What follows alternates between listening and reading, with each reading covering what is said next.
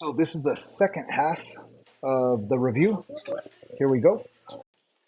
And there's one question where I ask you to either state the vertex formula or maybe just state standard form of a quadratic or the vertex form of a quadratic. In other words, you need to know all these things. And lucky for you, everything's on the wall. But just to review, a standard form is y equals ax squared plus bx plus c. A vertex form is y equals a parenthesis x minus h close parenthesis squared plus k. A vertex formula of a standard form is x equals negative b over 2 times a. That's how to find the x value of the vertex. If you want the y value, simply plug in the x to solve for y. The quadratic formula, everybody should know that that's x equals negative b plus or minus the square root of b squared minus 4ac, all divided by 2 times a. The discriminant is the value inside the square root. So that would be the b squared minus 4ac. The axis of symmetry formula is exactly the same thing as the vertex formula, x equals negative b over 2 times a. After all, the axis of symmetry is simply x equals the x value of your vertex. I hope all this is clicking. I hope all this makes sense, and it is all written on the wall, and it'll be there on the final. So if I do ask you, give the vertex of this equation that's in standard form, right? You're going to have to use the vertex formula. Again, the vertex is the most important point. You find the x value of the vertex using the formula x equals negative b over 2a, which is going to be negative parenthesis over 2 times parenthesis. And of course, the b value is negative 2, and the a value happens to be a 1. So what we really have is a negative 2, which is a positive 2, over a 2 times 1, which is 2, which means that your x value is 1.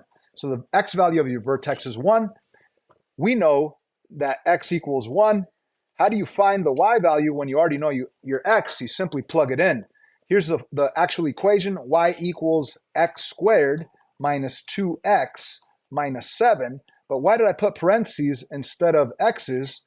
Because we know that x equals 1. So instead of writing x's, I'm actually going to write what x equals, the 1 right there and the 1 right there. Then I'm going to do the math. And you could type this all in exactly the way it is into the calculator and it'll do it for you. Or you could do it the way I'm about to. 1 squared is 1. Negative 2 times 1 is negative 2. Bring down that minus 7.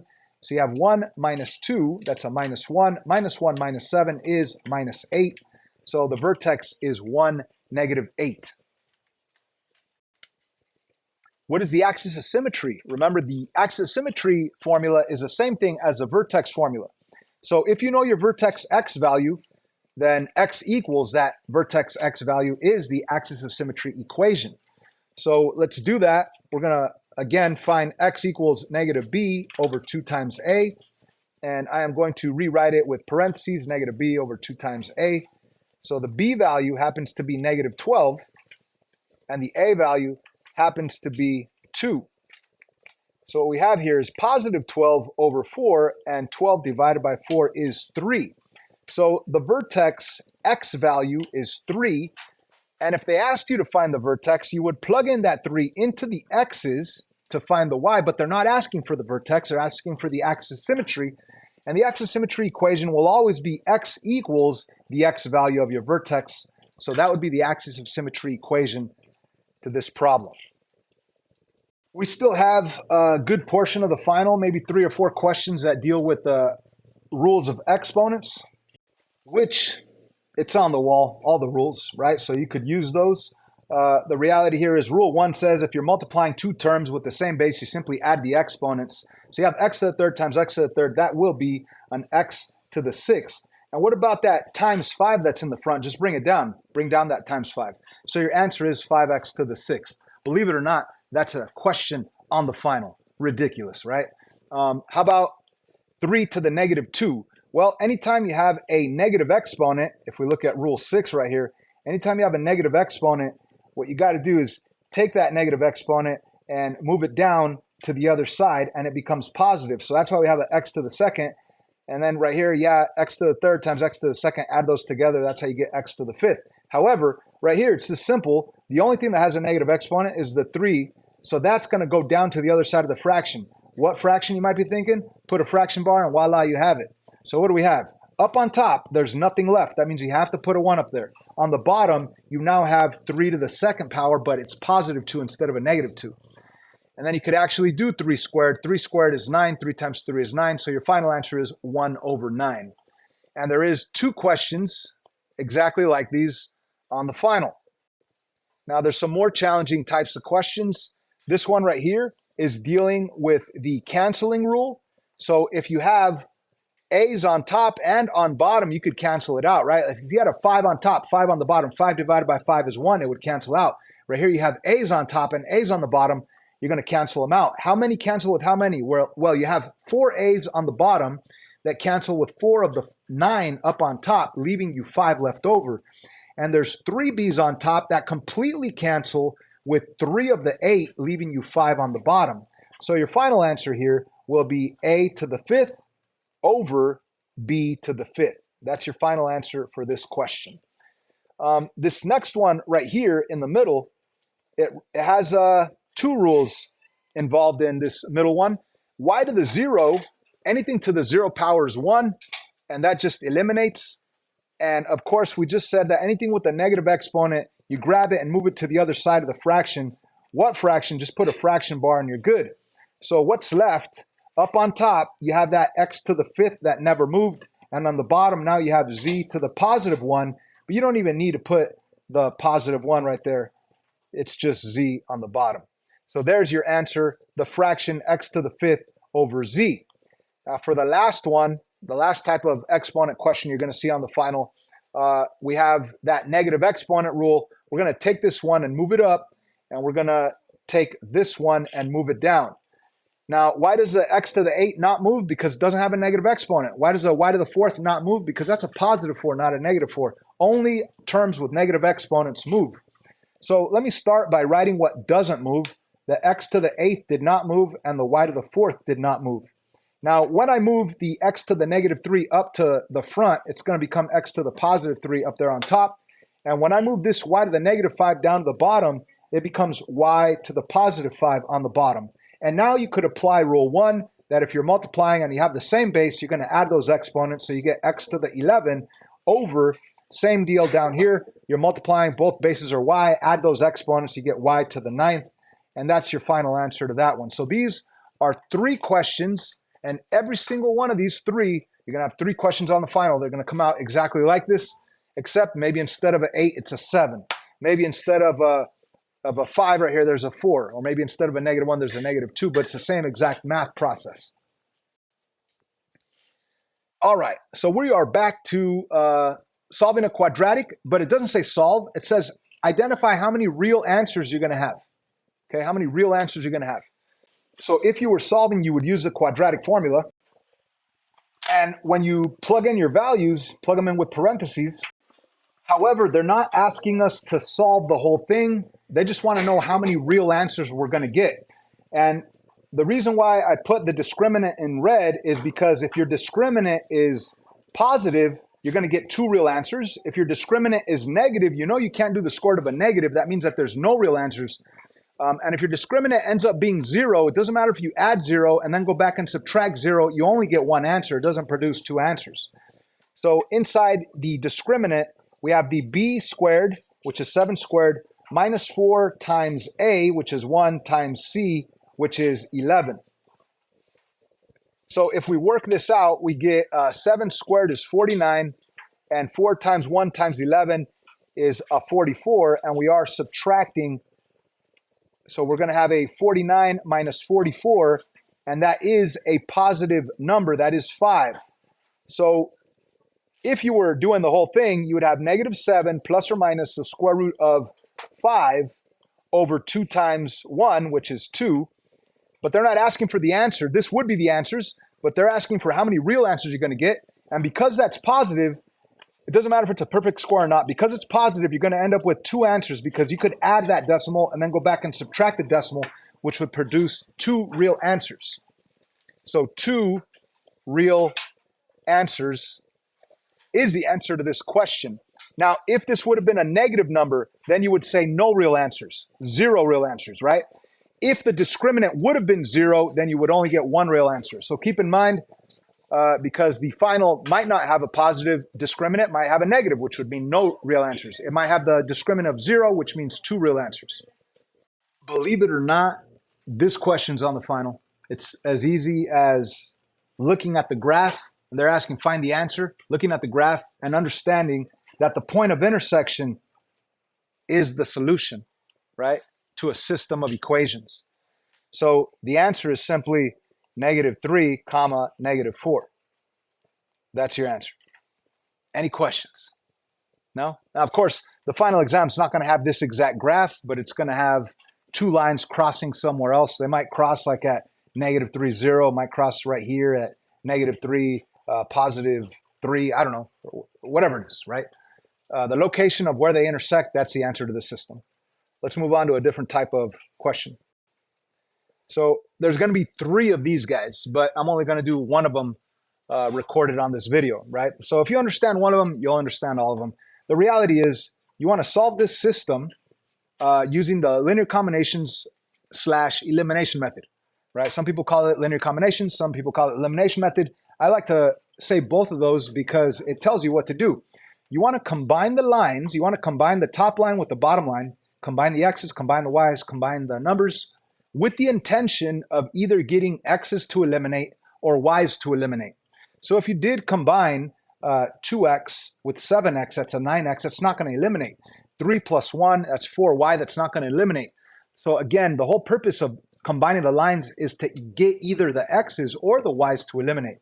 So you're going to have to do some work. You got to either make the x's cancel out by modifying both, or get the y's to cancel out by only modifying one. So which one do you think is easier to do? Cancel out x's or y's? Y's. Why? Because you only have to modify the bottom equation.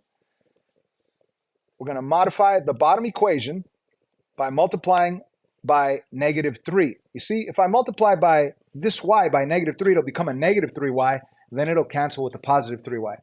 Now, if you chose to cancel out x's, which you could do, but you'd have to change this to a +14 by multiplying the whole thing by 7, and change this to a -14 by multiplying the whole thing by -2.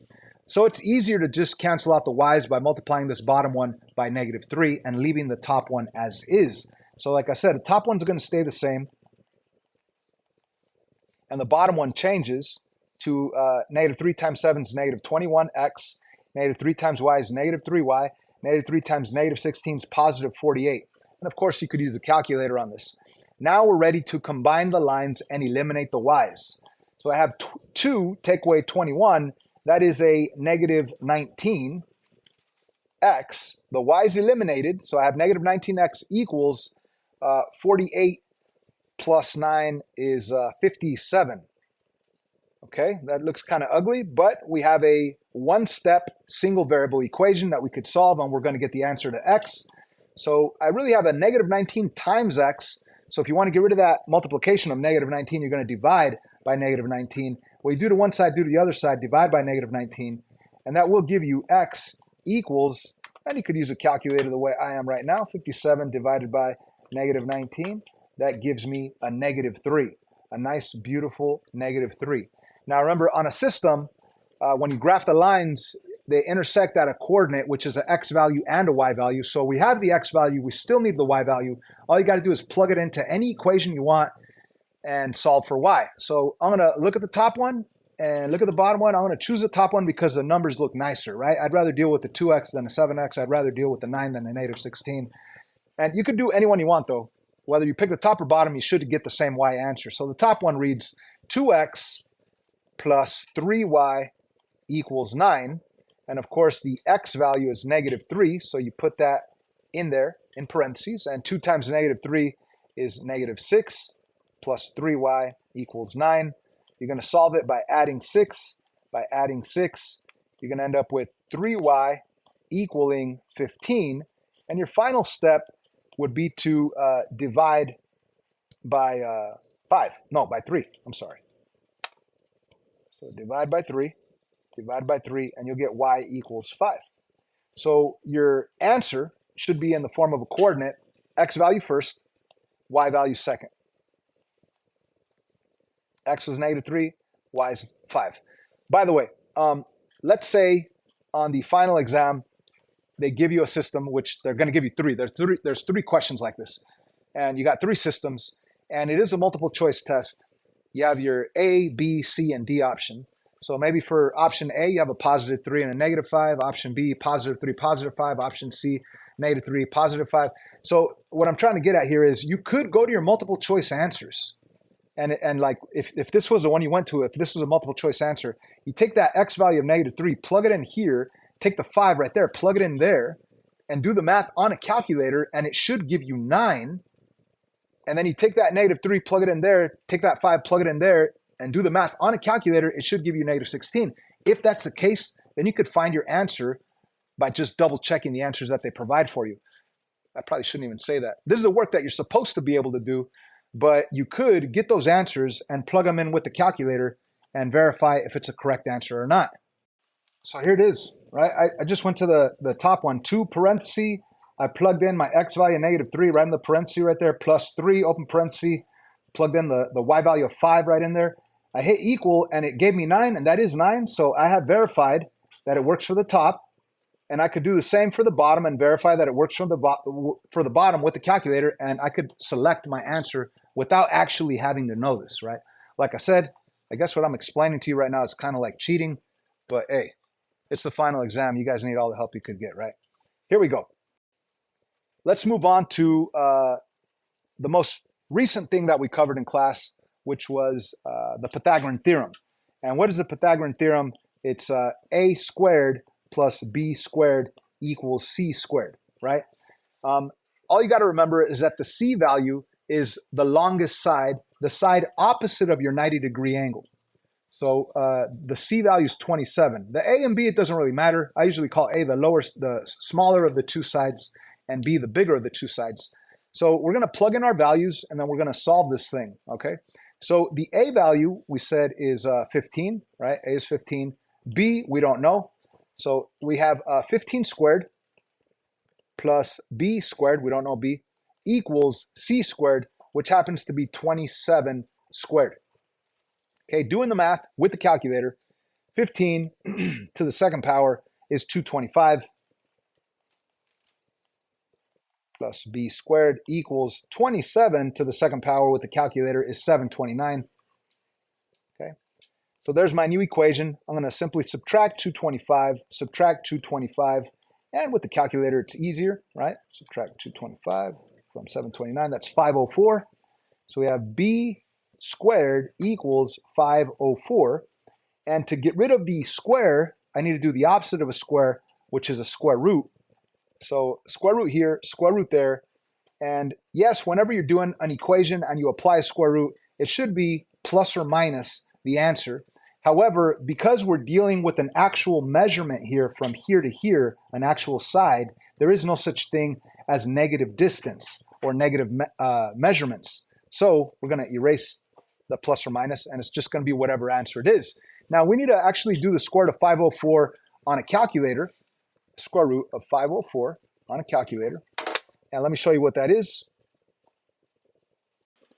So I simply typed in the square root button right here, and I typed in 504. I hit equal, and it gave me this answer, 6 square root of 14. It simplified it for me, which is beautiful. However, on the multiple choice answers on the final exam, it does not write it in radical form. It actually rounds it to a decimal, right? So how do we do that? We need to change this, we need to switch this to a decimal. And if you want to switch an answer to a decimal, there's this button right here. Check it out. I just think of it as switch to a decimal, right? Okay, so you can hit this button, and when you hit that button, it will change to this. So 22.449, I guess you could say 22.5, because the 9 will change a 4 to a 5, 5 will change a 4 to a 5. So roughly 22 and a half. So B is 22.5, okay? And that's how you're going to see it on the final exam multiple choice answer. So you're going to have to know to switch with this SD button on the calculator, okay? I hope this helps.